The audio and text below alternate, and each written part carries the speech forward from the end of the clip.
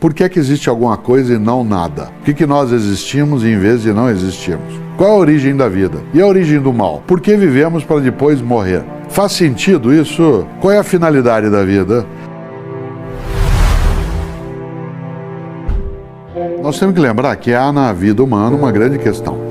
Em toda a história humana, a filosofia, a arte, a ciência e a religião sempre trouxeram à tona uma pergunta, que é a pergunta original.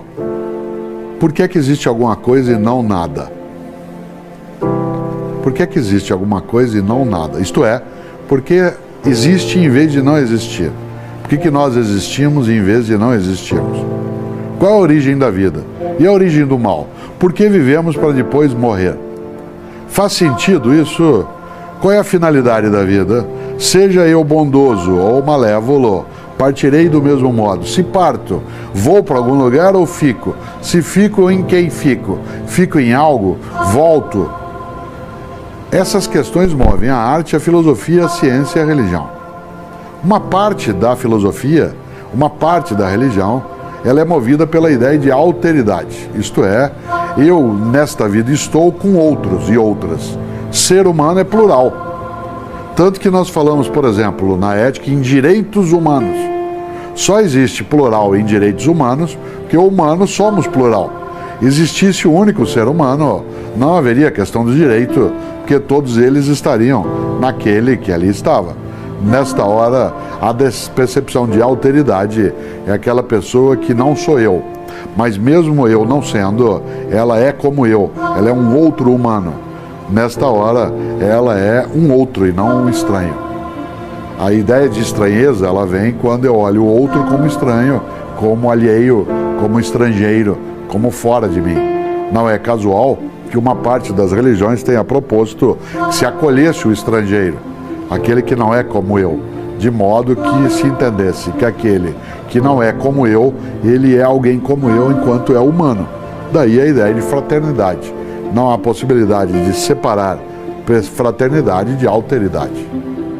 Na vida há essa possibilidade. Há pessoas que têm como lema fundamental cada um por si, Deus por todos. E até como tema religioso. E há outros que têm como lema um por todos e todos por um. Essa é uma escolha. Não é obrigado nenhum nem outro. Algumas pessoas acham que a morte ela é apenas uma passagem. Por isso ela não deve ser temida. Assim como na vida nós tememos nascer, isto é, o lugar mais seguro do universo é o útero materno, sair daquele lugar para este lugar onde estou agora deve ter sido bastante sofrido. Aliás, é tão sofrido nascer que a natureza tira de nós a memória disso. Todos nós humanos temos até 3, 4 anos de idade amnésia de primeira infância. Nós não lembramos de nada, porque o nascimento deve ter sido tão traumático, né, que você largou um lugar absolutamente confortável, seguro, protegido para esta realidade, né, em que nós estamos desde criança, que a passagem desta vida para uma outra situação, um outro modo de ser, ele pode ser tão traumático quanto ele é. Por isso os gregos davam um nome, né, aquela pessoa que lutava para não morrer, que era agonia. Agonia em grego significa luta. Por isso, quando você está agonizando, você está lutando. Lutando o quê? Para permanecer. Pode ser que o bebê também, ao nascer, quisesse lutar para permanecer no lugar onde estava. Não se tem toda a clareza em relação a isso ainda dentro do campo da racionalidade científica. No entanto, a morte talvez ela possa ser lamentada. Chico Anísio dizia uma frase especial. Ele dizia: eu não tenho medo da morte, tenho pena. Ele dizia: eu não tenho medo de morrer, eu tenho pena de morrer. O Woody Allen diz: eu não tenho medo da morte, eu só não quero estar lá quando isso acontecer. O grande poeta Fernando Pessoa dizia: o homem é um cadáver adiado. Uma das possibilidades de nos definir é como um cadáver adiado, isto é, um dia deixaremos de ser o que somos para sermos exatamente um cadáver. Por isso a morte ela é lidada na pintura, na arte em geral, na ciência, na filosofia e nas religiões. Ela é algo que nós não aceitamos, não queremos aceitar. Se você observar, o primeiro sinal de humanidade em toda a história são túmulos. Todas as sociedades, em toda a história, desde o homem pré-histórico até hoje, os primeiros sinais de que nós éramos incapazes de aceitar o abandono do corpo é que a primeira coisa que você acha quando procura uma sociedade antiga são os ossos sepultados. né? Há alguns autores, inclusive, que dizem que nós nos tornamos sedentários, isto é, passamos a viver juntos num lugar fixo e não mais nômades, porque nós não queríamos abandonar os nossos mortos. O que aconteceu é que se diria que as cidades nasceram em torno dos cemitérios, e não o contrário, os cemitérios vieram para as cidades. Outros autores dizem que, ao estudar, que nós humanos temos com a morte uma relação, né, de temor, outros de admiração. Baudelaire chamava a morte de irmã de caridade, aquela que o ia libertar, né, da vida sofrida. É uma questão de observação. Agora, quando você observa mais de perto também, se poderia dizer que a morte, ela é algo que a gente precisa lembrar. Com ela a gente não se conforma, a gente só se conforta. A gente ganha força junto, a gente se conforta, mas não se conforma. Conformar-se com a morte é admitir que a vida é inútil. Conformar-se com a morte, supor que a morte ela seja algo absolutamente óbvio, isto é, que ela deva acontecer, é imaginar que a vida tem um sentido e um valor menor do que a que ela tem. A nossa recusa à mortalidade, o nosso desejo de imortalidade é uma afirmação da vida. Não é que a gente quer viver mais, a gente quer não deixar de viver. A religiosidade tem como uma das suas manifestações, uma das manifestações da religiosidade é a capacidade de não se conformar com a morte. Por isso, quando um de nós morre, nós temos que dar um destino àquele corpo inerte, de modo que ele não seja descartado. Alguns povos o sepultavam, o colocavam na terra, porque se suporia que da terra viemos, do humus viemos, a palavra humano vem de humus, humus é terra fértil. Outros povos eram capazes de cremar, de maneira que a cinza do corpo subisse com a fumaça aos céus, isto é, fosse para a origem, é outra percepção de origem. Outros povos, como é o caso dos Yanomamis, por exemplo, né, naquilo que hoje é chamado de América, em que eles não só eles eram capazes de cremar os corpos dos mortos, como fazer com eles uma bebida infusida e bebê-la, de maneira a ficar com o espírito daquele que já foi. Independentemente de qual é o povo na história, nunca nenhum tratou a morte de forma indiferente. Por isso, todos os ritos existentes, seja o sepultamento, a cremação, seja a capacidade de ingestão, seja o partilhar o corpo do falecido, de maneira a tirar dele a coragem, a valentia, a dignidade, tudo isso é uma maneira de dizer, não aceitamos a morte. E essa pessoa não foi, está em nós continua. Por isso, não há um único rito. Mas os ritos, acima de tudo, são ritos de recusa, eles não são ritos de resignação. Ela aparece de modo variado, quer dizer, a ideia de nós morrermos nos hospitais, ela atinge apenas 25% da humanidade, que são aqueles que têm acesso, né, à estrutura hospitalar. Se você pegar do conjunto de bilhões de humanos que há no planeta, há uma parcela que morre mesmo em casa, na mata, na aldeia, no grupo, no leito. Nós somos habituados na civilização ocidental, um pouco mais tecnológica, com a imagem, né, da morte ligada à estrutura hospitalar. Mas ela é minoria, né, dentro da espécie humana, inclusive ainda hoje.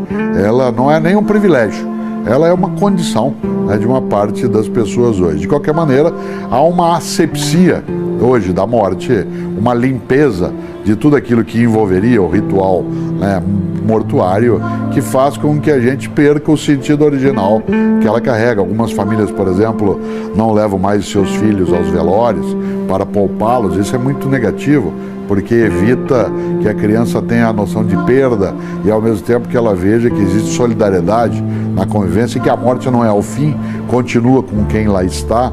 Né? Há um certo apressamento dos rituais hoje em relação aos sepultamentos ou cremação, afinal não temos mais tempo, uma parcela da humanidade, nem para morrer.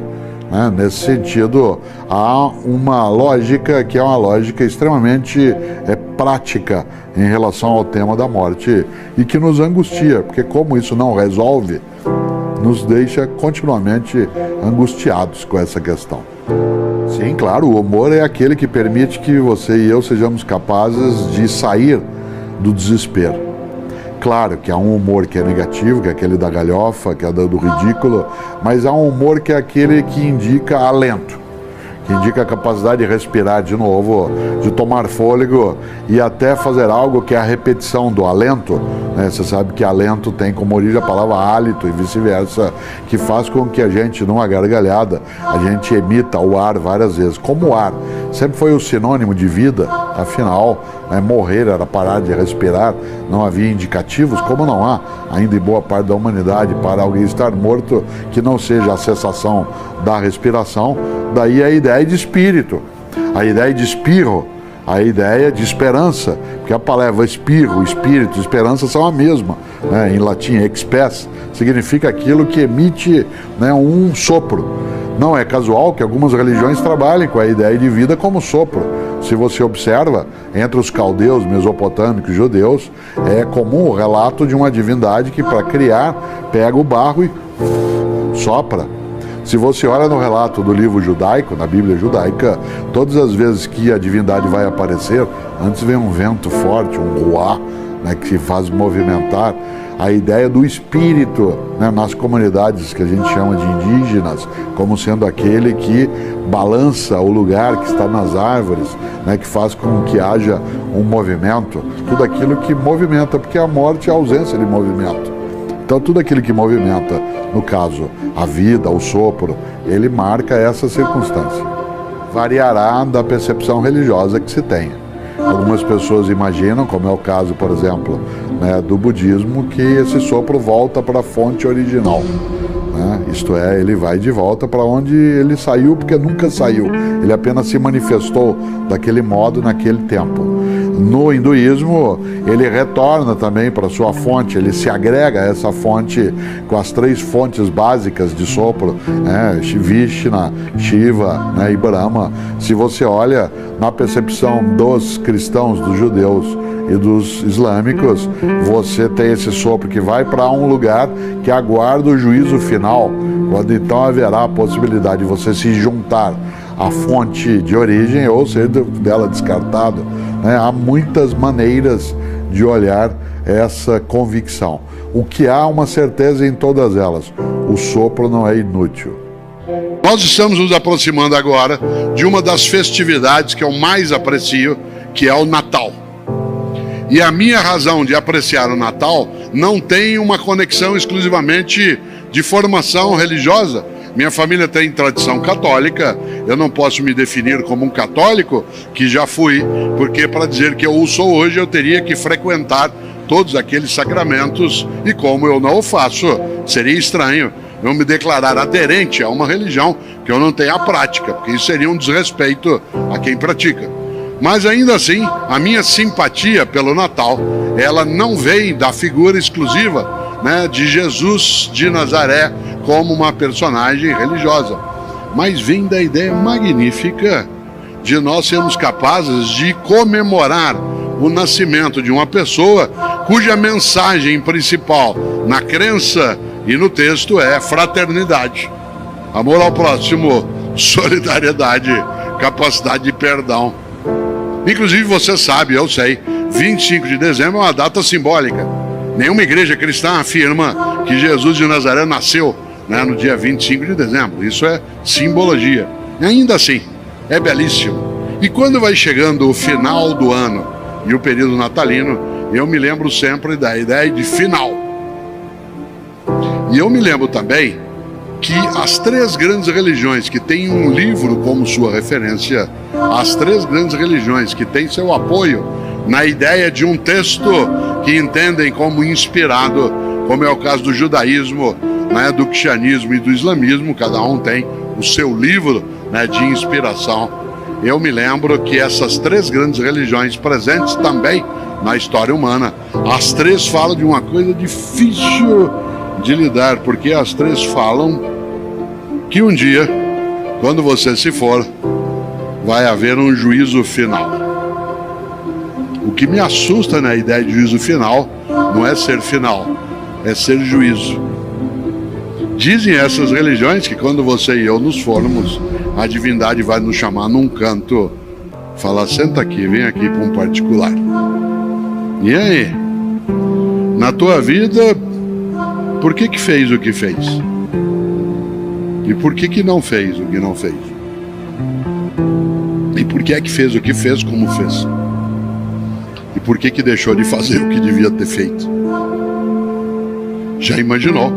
Há pessoas que esperam essa hora para encontrar uma resposta a dar. Outras gaguejam.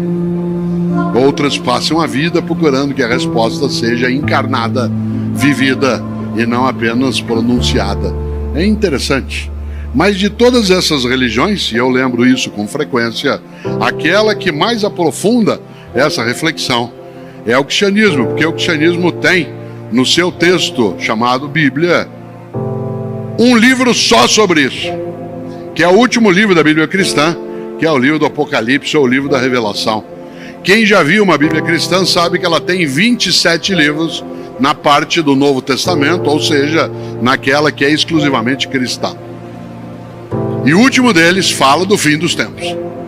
E nesse livro tem uma expressão que eu retomo sempre que posso, e é com ela que eu quero ir amarrando nesse nosso tempo final.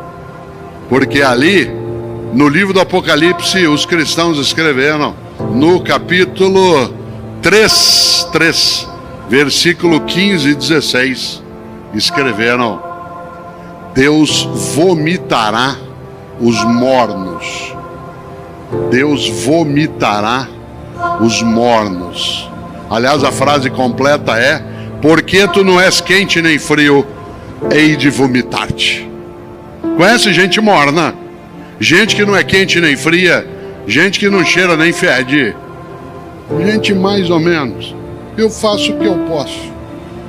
Gente que é morna, morna no trabalho, morna no afeto, morna na cidadania, morna na amizade, morna na empresa, morna na escola, morna na religião, morna. Sabe gente que é morna no casamento. E aí, como é que tá o casamento? Tá ruim com ele, pior sem ele. Morna na amizade. Gente que quando a gente podia abraçar e apertar a mão, você ia passar a mão para a pessoa, ela dava a mão só a pontinha do dedo para você apertar.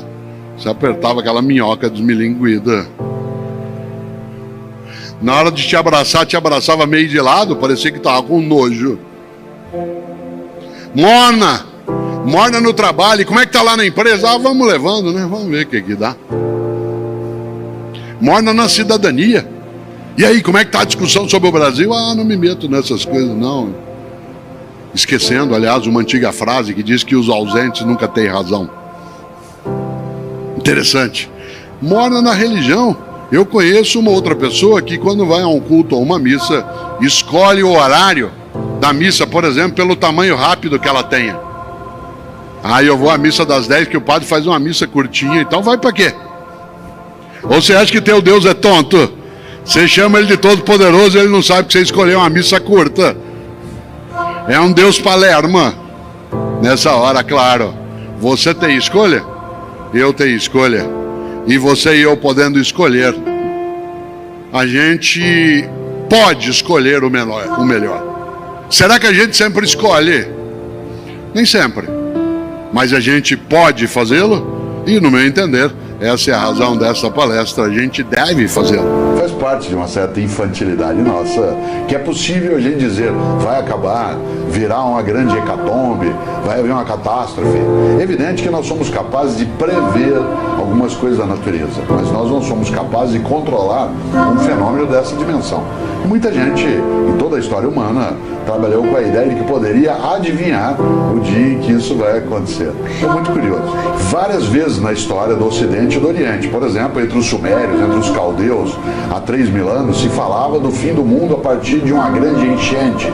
Povos que viviam entre rios, como na Mesopotâmia, entre o rio Tigre e o rio Eufrates, hoje o atual Iraque, né, imaginavam que haveria uma enchente que ia terminar com tudo, que a história do dilúvio ia lavar a maldade, ia deixar só as pessoas que tinham fé ou obedeciam.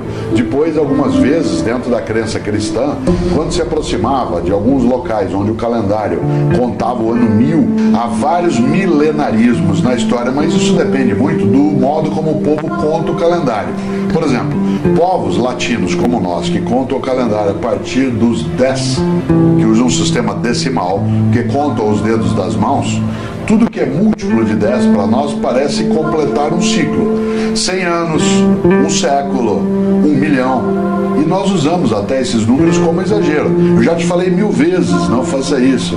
Já falei 1 milhão de vezes. Então, essa ideia daquilo que é a partir do sistema decimal, todas as vezes que se aproxima disso, quando do ano 2000, chegando, se falava do bug do milênio, que a humanidade poderia ter problemas, se contou até errado a entrada no novo século. Né? Alguns contavam de 99 para 2000, mas concretamente seria de 2000 para 2001. Né? E esta lógica milenarista, ela é uma exclusividade do cristianismo como perspectiva, mas ela deixou de ser, que vários outros povos, quando se completava o ciclo, supunham que alguma coisa ia acontecer. Uns cristãos, porque no livro do Apocalipse há uma expressão que diz que Jesus de Nazaré, isto é, o Cristo, na crença dos cristãos, reinaria por 1000 anos e depois viria o juízo final. Por isso, o milenarismo, ele existiu com força. No século XIX, na nação norte-americana, houve várias e várias profecias sobre o fim dos tempos. Os santos dos últimos dias, como é o caso dos mormons, ou os adventistas, que chegaram, inclusive, no século XIX, a propor que o advento, ou seja, a chegada de Jesus de novo, levaria ao término das coisas. E muita gente se preparou no século XIX, em alguns momentos, para o término da vida. No século XX, em várias situações isso aconteceu. Né? O Jim Jones, por exemplo, foi um grande fanático religioso que levou muita gente a se suicidar, aguardando o momento em que a vida terminaria. Então, portanto, aqueles que seriam salvos iam nessa lógica.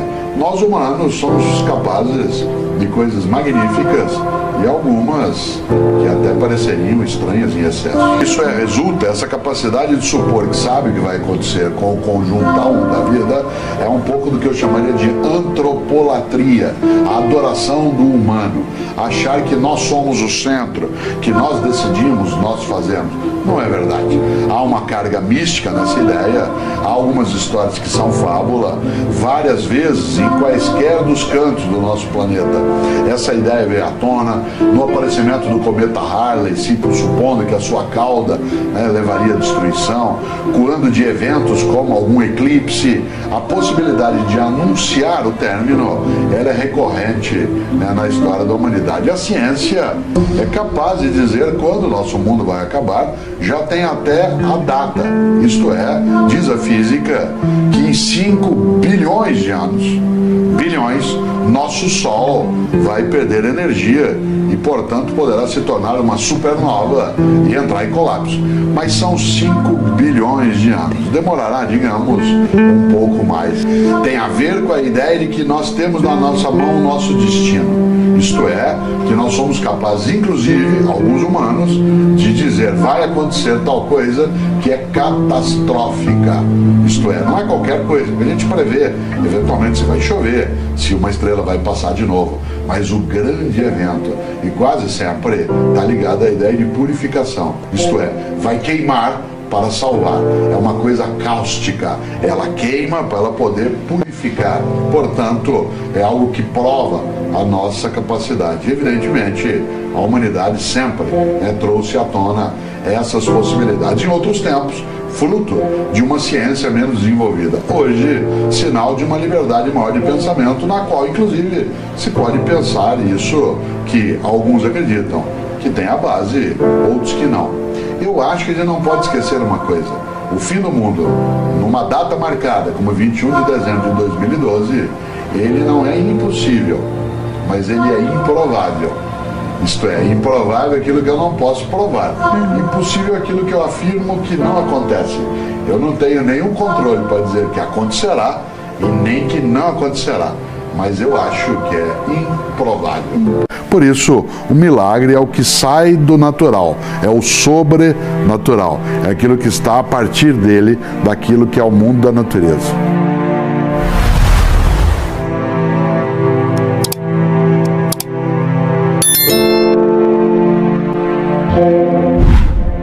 Há várias possibilidades de interpretar a ideia de milagre. Do ponto de vista da ciência, o milagre é algo que não tem lugar, isto é, ele não tem existência. Afinal de contas, não há nada que escape à racionalidade que possa se atribuir a uma força superior, anterior ou posterior a nós, homens e mulheres no mundo. Do ponto de vista religioso, o milagre é um acontecimento que sai do mundo da natureza, sai da racionalidade humana e, portanto, não é algo inesperado, mas é algo absolutamente improvável, que acontecerá movido pela ideia de fé. Por isso, o milagre é o que sai do natural, é o sobrenatural, é aquilo que está a partir dele, daquilo que é o mundo da natureza.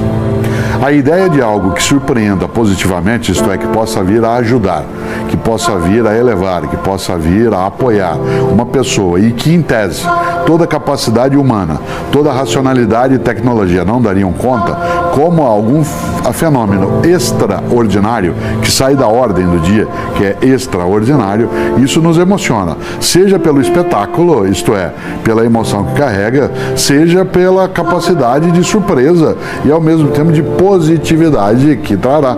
De maneira geral, nós identificamos a ideia de milagre com aquilo que é bom, né? Portanto, a ideia de algo que é bom e que alguém acontece, que se imaginaria que seria impossível acontecer, ao acontecer, nos alegra, nos emociona. Depende da percepção que se tem da ideia de divindade. Por exemplo, há religiões no mundo que não têm uma divindade específica, como o budismo, não há uma divindade. Há outras, como o hinduísmo, em que há uma profusão de deidades que chegam a ser nomeados mais de 320 milhões, como no hinduísmo, dizia eu. Há outras, como, por exemplo, o shintoísmo, em que o culto é aos ancestrais. Algumas práticas religiosas no mundo da África, ou naquilo que são os habitantes originais do Brasil ou da América, que tem uma polivalência, né, de forças divinas. Existe a ideia de colocar Deus como sendo uma força sagrada que pode estar no singular, como acontece com algumas religiões, pode ser masculino, como acontece com outras, pode ser plural, como está em outras delas, mas em todas as formas de prática religiosa, a ideia do sopro divino, seja ele o nome que tiver, é aquele que é fonte de vida e, ao mesmo tempo, é aquele que cuida e, ao mesmo tempo, julga para que a vida não seja sem sentido. A epifania do milagre, isto é, ele vir à tona, ou daquilo que é sobrenatural, ela não acontece apenas naquilo que é no campo religioso. Por exemplo, a reverência ao sagrado, a capacidade de respeito e admiração da vida, ela acontece em cenas que pareceriam banais. No Rio de Janeiro, há uma prática antiga de, no final do domingo, na praia, ali na Zona Sul, quando o sol começa a se pôr, aplaudir o pôr do sol. Quando, por exemplo, uma criança nos abraça ou nos dá um beijo roubado e sai correndo, quando você vê uma violeta na sua manifestação colorida vir à tona, quando você vê um rio correndo ou você nota uma revoada de pássaros, tudo isso te dá uma percepção de que a vida ultrapassa a mera materialidade, de que ela vai muito além de átomos, né, e, portanto, muito além da mera biologia em si, ou da química ou da física. Essa percepção, que é de religiosidade, ela não é necessariamente de religião. Ela é uma manifestação de sacralidade. Eu já tive na vida dezenas de vezes, né, na minha cotidiana existência, e como estudioso ao observar isso no dia a dia. Olhar o milagre como sendo aquele que é uma manifestação de religião, eu nunca tive ocasião de presenciar. Não tem como nós existirmos vivendo apenas o presente, né? Nós temos, primeiro, memória, que nos traz à mente aquilo que já foi. E, em segundo lugar, um desejo de dar o próximo passo com alguma clareza daquilo que virá. Por isso, nós somos um animal histórico, isto é, nós temos passado, presente e futuro. A impossibilidade de conhecer alguma coisa em relação ao futuro pode gerar em nós desespero. Por isso, alguns de nós na história procuramos a adivinhação, procuramos aquilo que seria a magia, procuramos ler no céu ou na terra o que seria a razão da explicação. Outros trabalham com a ideia de ciência. Isso gera, inclusive, algo muito curioso. Por exemplo, há pessoas que de manhã, ao acordarem, ao pegarem um jornal, elas não acreditam na previsão do tempo, mas acreditam no horóscopo. elas não dão crédito a uma área do conhecimento, que é a meteorologia, que vai anunciar o que vai acontecer amanhã e depois, em termos de temperatura, de precipitação de chuva, etc. Mas ela olha um horóscopo que não tem de base uma fundamentação empírica, embora faça parte da história, e dá a ele credibilidade. Por isso é uma questão de escolha, mas nós nunca ficamos fora da necessidade de olhar nossa história, passado, presente e futuro. De maneira alguma, a gente pode enxergar naquilo uma tendência. Ao contrário de outros animais, se até a gente quisesse retomar o que disse o dia Freud brincando, Freud disse biologia é destino. Biologia é destino. Se você imaginar um cão, um gato, um peixe, ele seguirá a natureza dele. E essa natureza, ela não é mexível por ele mesmo, só pelo ambiente ou por uma mutação genética, como lembrou Darwin. Não há possibilidade de um outro animal, que não o animal humano, produzir uma interferência na sua rota e que mude a trilha que estava seguindo. No caso nosso, mesmo que eu olhe a trajetória de alguém e veja até onde ele chegou e de onde ele veio, eu posso dizer que ele tem uma tendência a ir nessa direção, mas não que ele irá. Nós somos capazes de mudar de rota a qualquer momento, seja em direção ao positivo, seja em direção ao negativo. Isto é, nem o passado condena e nem o passado é um salvo-conduto para a reputação ilibada de alguém. Qualquer um de nós e qualquer uma é capaz de ter liberdade de escolha naquilo que fará. Também é um dos nomes do livre-arbítrio, né? A ideia de livre-arbítrio está muito conectada a uma percepção religiosa. No primeiro momento, ela vem à tona a partir das discussões da Reforma Protestante, né, no século XVI, com Martinho Lutero, embora seja um conceito anterior, e ela rompe uma lógica que é a do mundo greco-romano clássico.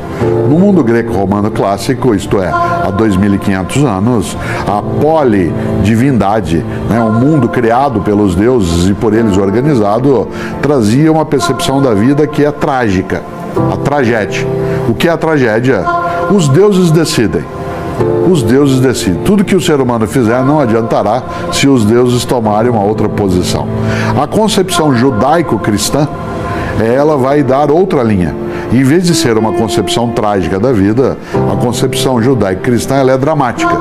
Se você observa, no livro original dos judeus, que os cristãos e islâmicos absorveram, que é o livro do Gênesis, a primeira menção, né, à vivência de homem e mulher, Adão e Eva, é que eles fazem uma escolha. Por que Eva fez o que fez? Que foi desobedecer. Por que quis? Ela não foi obrigada a fazer. Ela fez porque quis. Por que Adão foi parceiro dela nessa ruptura à obediência? Porque ele quis. Ele poderia não fazê-lo. Nesse sentido, a ideia de livre-arbítrio, ela está na origem da concepção dramática da vida com os judeus. Ela vai vir à tona mais tarde com uma força teórica, inclusive teologicamente, com a Reforma Protestante, né, e ganhará, claro, a dimensão no século XX e XXI, de sendo a marca da liberdade humana. Nós escolhemos. Por isso, vida, acima de tudo, é escolha, não é fatalidade. A melhor coisa é que nós somos capazes de ter dúvida. Afinal de contas, é a dúvida que te coloca na possibilidade de outras escolhas. É necessário muita cautela com pessoas que não têm dúvidas. É claro que você e eu não podemos ser alguém que não tem dúvidas nunca e nem que só tem dúvidas. Mas não ter dúvidas é sinal de falta de informação. Há um grande carioca, infelizmente, falecido em março de 2012, Milor Fernandes. Milor dizia, se você não tem dúvidas, é porque está mal informado. E desse ponto de vista, a dúvida, quando colocada com reflexão, com consciência, ela ajuda a refazer, reinventar. A ciência, a arte, a filosofia, a religião avançam por causa da dúvida, não por causa da certeza. A certeza nos deixa onde já estávamos. A dúvida é que nos permite ir adiante. A dúvida, ela é um tropeço. E esse tropeço pode ser algo que leva alguém à queda ou ganhar impulso para dar um movimento nessa direção ou na outra. Por isso, a dúvida ela é uma forma, né, de obstáculo, e esse obstáculo pode nos ajudar a mudar de rota. Dependerá muito da religião. Há religiões que são sapienciais, isto é, aquelas em que você tem uma força de crença religiosa para poder viver melhor, refletir melhor, Portanto, como o budismo, né, como parte daquilo que é o hinduísmo, uma parcela do shintoísmo, elas são sapienciais, estão ligadas à sabedoria. Você as tem, né, para poder ter escolhas que sejam muito mais refletidas, muito mais meditadas. Outras religiões são religiões normativas, prescritivas, como é o caso das religiões do livro, né? O judaísmo, o cristianismo e o islamismo.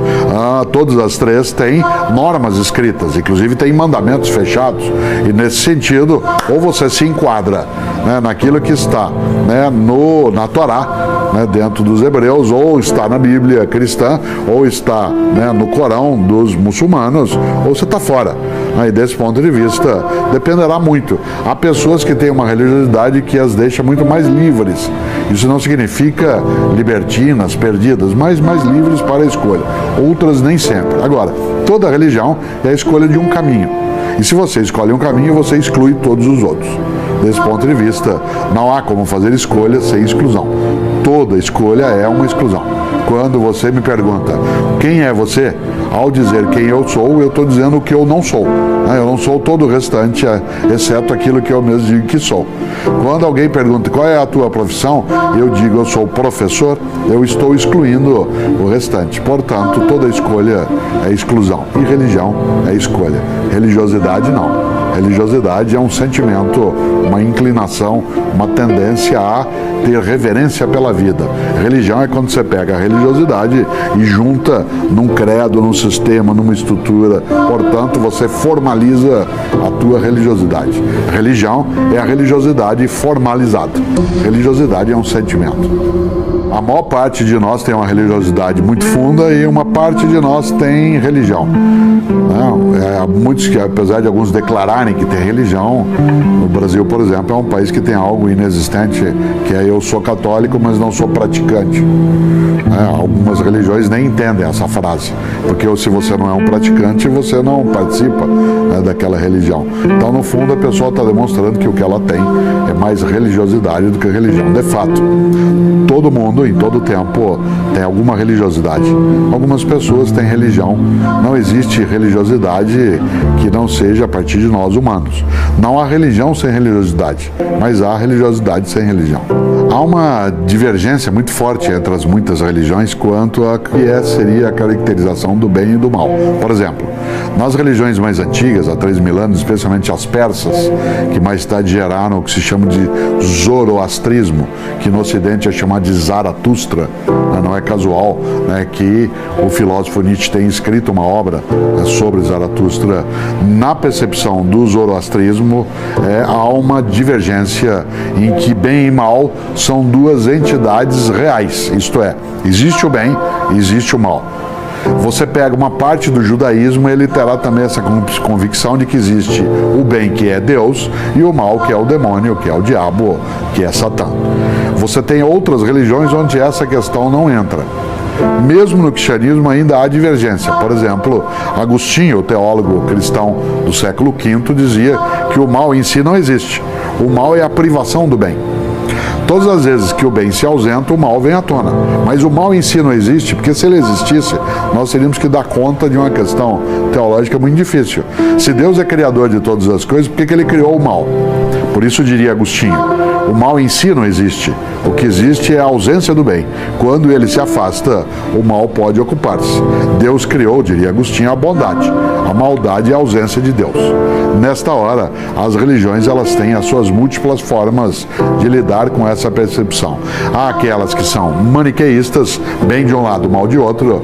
Aquelas que são circunstancialistas, isto é, dependerá da ocasião que você está vivendo, né? E há outras que são normativas, que qualificam de maneira mais direta o que é o bem e o que é o mal.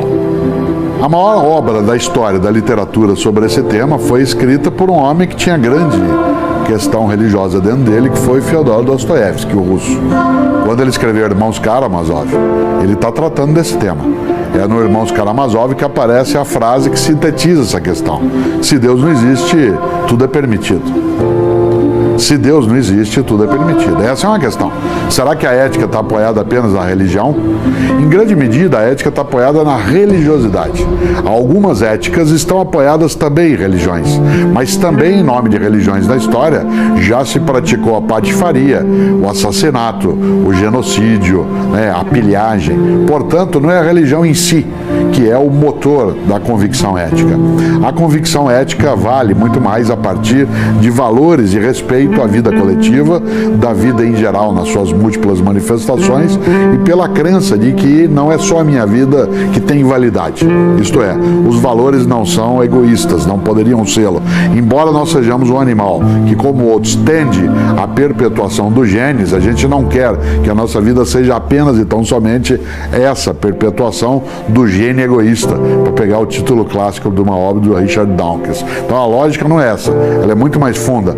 A ideia de uma divindade que possa aparecer nas suas várias expressões, mas que ao mesmo tempo seja capaz, dentro da sua maneira, de nós com ela entendermos e com ela lidarmos, nos oferecer valores ou nós construirmos valores. Por exemplo, há um livro clássico que eu sempre recomendo que se leia, que é uma conversa sobre essa questão entre um teólogo de alto nível, que é Dom Carlo Maria Marini, cardeal, arcebispo de Milano, que já faleceu, e um teólogo de última qualidade no limite superior, que é Umberto Eco.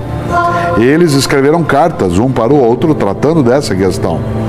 E depois sentaram juntos para dialogar sobre esse tema. Se existe religião sem ética.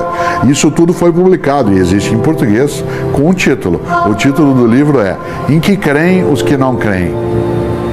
Em que creem os que não creem? Por isso, é possível ética sem religião? Claro. É possível religião sem ética? De maneira alguma. É possível ética sem religiosidade? Jamais. Quando você imagina a religiosidade como sendo um sentimento do indivíduo em relação à vida, ao mundo, à sacralidade da própria existência, o mistério magnífico do qual nós participamos, não há necessidade de regras, porque é mais uma contemplação. No entanto, quando eu pego a religiosidade e a organizo com outras pessoas, formalizo com clero, com orações, com ritos, quando eu faço uma estruturação ordenada, é claro que há necessidade de regras, porque se você constitui uma instituição, um ordenamento, esse ordenamento precisa ter ordem, e a ordem vem quando você tem uma métrica, uma medida para isso, para dizer o que vale e o que não vale. Quando você tem uma régua, aquilo que em latim era uma régula, que dá uma regra. Portanto, você tem que ter uma medida para dizer o que cabe aqui e o que não cabe. Por isso, toda religião tem regras. De maneira geral, a religiosidade tem nenhuma. Não há possibilidade de nós imaginarmos religião sem terror.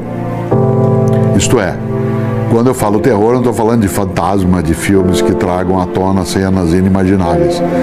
O terror é uma sensação face à vida de que nós somos ínfimos, de que nós somos minúsculos, de que nós somos frágeis.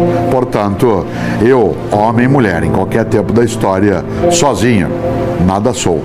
Eu preciso não só de outros seres humanos, como eu preciso de forças e crenças que deem sentido à minha vida, para que ela não fique banal, sem propósito. Nesta hora, a religião, a partir da religiosidade, vem à tona.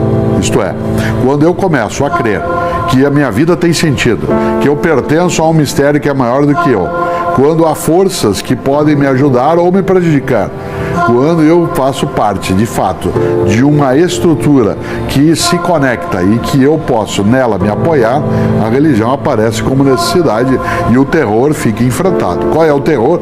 O terror de existir. Guimarães Rosa, quando escreveu Grande Sertão Veredas, lembrou isso. O que é o sertão? A vida é o Grande Sertão. O Grande Sertão é o lugar do abandono. No Grande Sertão você não tem nada nem ninguém. Qual é a vereda? A vereda é a outra pessoa ou a religião. A vereda é aquilo que você encontra para escapar do Grande Sertão. E por isso que ele escreve no Grande Sertão uma frase clássica do homem do sertão, que é: viver é muito perigoso. Se viver é muito perigoso, é claro que a religião virá em meu auxílio. Ela poderá ajudar alguns a viverem melhor, de maneira consciente e poderá fazer com que outros vivam de forma alienada, de forma robótica, de forma escravizada. Dependerá da religião da pessoa, do tempo em que ela se coloca. Mas que a religião tem sim, como uma das suas causas, o terror, isto é, a estupefação, o espanto face à vida e a necessidade de afastar qualquer desespero, sem dúvida alguma. Quando o estupendo Michelangelo Buonarroti, um ateu, pinta no teto da Capela Sistina a clássica imagem de Deus e Adão quase encostando o dedo na criação, você não tem certeza se é Deus que procura Adão ou Adão que procura Deus, mas nenhum dos dois quer o abandono.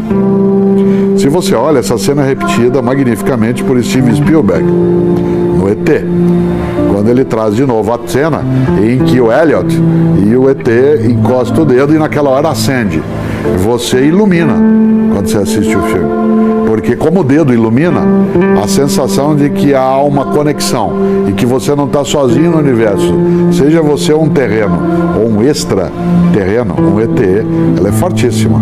Essas duas cenas, elas grudam na história humana, uma pela arte do cinema, a outra no teto, né, do Vaticano.